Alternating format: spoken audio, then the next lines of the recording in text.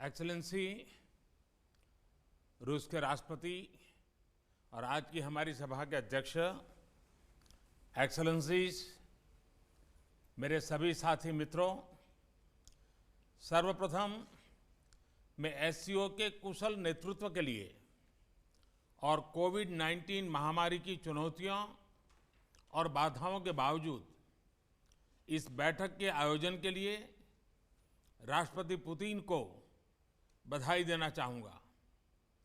मुझे खुशी है कि हम इन कठिन परिस्थितियों के बावजूद एससीओ के तहत कोऑपरेशन और इंटीग्रेशन के एक व्यापक और प्रगतिशील एजेंडा को आगे बढ़ा सके। एक्सेलेंसीज, एससीओ में भारत के लिए यह एक महत्वपूर्ण वर्ष है।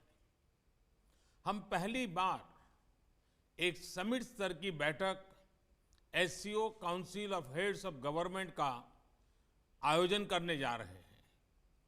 इस बैठक के लिए एक व्यापक एजेंडा तैयार किया गया है, जिसमें आर्थिक सहयोग के मुद्दों पर विशेष ध्यान दिया गया है। हमने स्टार्टअप इकोसिस्टम में अपने समृद्ध अनुभव को साझा करने के लिए इनोवेशन एंड स्टार्टअप पर स्पेशल वर्किंग ग्रुप की स्थापना का प्रस्ताव रखा है। हमने ट्रेडिशनल मेडिसिन पर वर्किंग ग्रुप का भी प्रस्ताव रखा है, ताकि एससीओ देशों में पारंपरिक और प्राचीन चिकित्सा के ज्ञान और समकालीन चिकित्सा में हो रही प्रगति एक दूसरे के पूरक बन सके।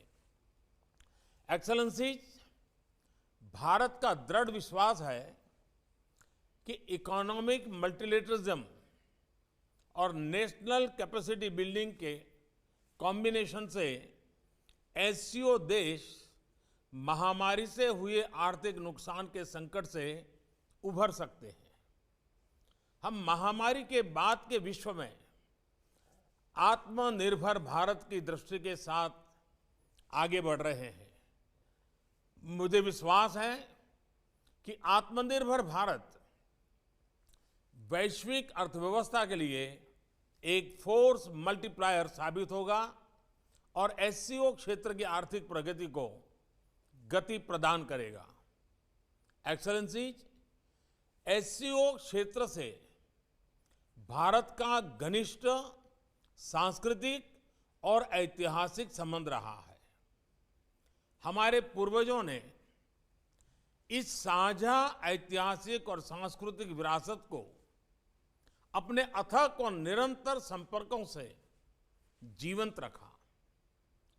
International north south transport corridor, Chabahar port, Ashgabat समझौते जैसे कदम कनेक्टिविटी प्रति भारत के मजबूत संकल्प को दर्शाते हैं।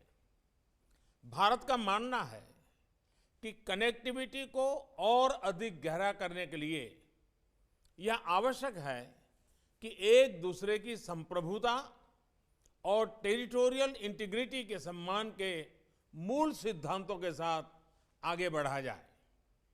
एक्सेलेंसीज, यूनाइटेड नेशंस ने अपने 75 इयर्स पूरे किए हैं, लेकिन अनेक सफलताओं के बाद भी संयुक्त राष्ट्र का मूल लक्ष्य अभी अधूरा है। महामारी की आर्थिक और सामाजिक पीड़ा से जूझ रहे विश्व की अपेक्षा है ये यूएन की व्यवस्था में आमूलचूल परिवर्तन आए।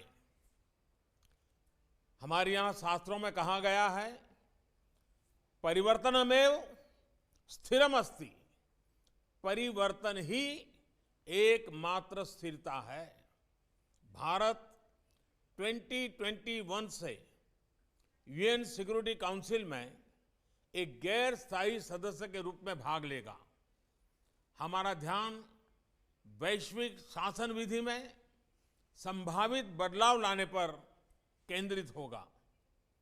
एक रिफॉर्म मल्टीलेटरलिज्म जो आज की वैश्विक वास्तविकताओं को दर्शाएं, जो सभी स्टेक होल्डर्स की अपेक्षाओं, समकालीन चुनौतियां और मानव कल्याण जैसे विषयों पर चर्चा करें। इस प्रयास में हमें एससीओ सदस्य राष्ट्रों का पूर्ण समर्थन मिलने की अपेक्षा है। एक्सेलेंसीज, सर्वे भवन्तु सुखिनः, सर्वे सन्तु निरामया, सभी सुखी और सभी रोगमुक्त रहे, यह शांति मंत्र भारत के समस्त मानव कल्याण के प्रति आस्था का प्रतीक है। अभूतपूर्व महामारी के इस अत्यंत कठिन समय में भारत के फार्मा उद्योग ने 150 से अधिक देशों को आवश्यक दवाएं भेजी हैं। दुनिया के सबसे बड़े वैक्सीन उत्पादक देश के रूप में भारत अपनी वैक्सीन उत्पादन और वितरण क्षमता का उपयोग इस संकट से लड़ने में पूरी मानवता की मदद करने के लिए करेगा। एक्सेलेंसीज, भारत का शांति, सुरक्षा और समृद्धि पर दृढ़ विश्वास है और हमने हमेशा आतंकवाद, अवैध हथियारों की तस्करी, ड्रग्स और मनी लॉन्ड्रिंग के विरोध में आवाज उठाई है। भारत एससीओ चार्टर में निर्धारित सिद्धांतों के अनुसार एससीओ के तहत काम करने की अपनी प्रतिबद्धता में दृढ़ रहा है, परंतु यह दुर्भाग्यपूर्ण है कि एससीओ एजेंडा में बार बार अनावश्यक रूप से द्विपक्षीय मुद्दों को लाने के प्रयास हो रहे हैं, जो एससीओ चार्टर और शंघाई स्पिरिट का उल्लंघन करते हैं। इस तरह के प्रयास एससीओ को परिभाषित करने वाली सर्वसम्मति और सहयोग की भावना के विपरीत है। एक्सेलेंसीज, मैं वर्ष 2021 में एससीओ की 20वीं वर्षगांठ पर एससीओ संस्कृति वर्ष मनाने के लिए पूर्ण समर्थन देता हूं। भारत का राष्ट्रीय संग्रहालय इस वर्ष हमारी साझा बौद्ध विरासत पर पहली एससीओ प्रदर्शनी आयोजित करने की प्रक्रिया में है। भारत की साहित्य अकादमी ने रूसी और चीनी भाषा में 10 भारतीय साहित्यिक कृतियों के अनुवाद का काम पूरा किया है और मुझे विश्वास है कि अगले वर्ष भारत महामारी मुक्त वातावरण में एससीओ फूड फेस्टिवल की मेजबानी करेगा। मुझे प्रसन्नता है कि समस्त एससीओ देशों के ऑफिशियल्स और डिप्लोमेट्स ने हाल में बीजिंग में एससीओ सचिवालय के सहयोग से आयोजित योग कार्यक्रम में बढ़ चढ़कर भाग लिया।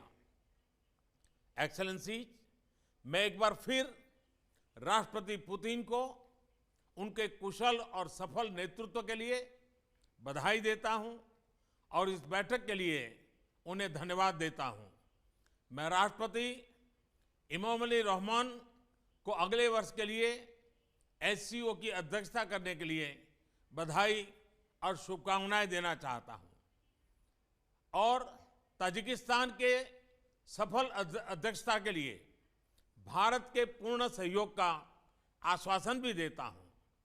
बहुत बहुत धन्यवाद।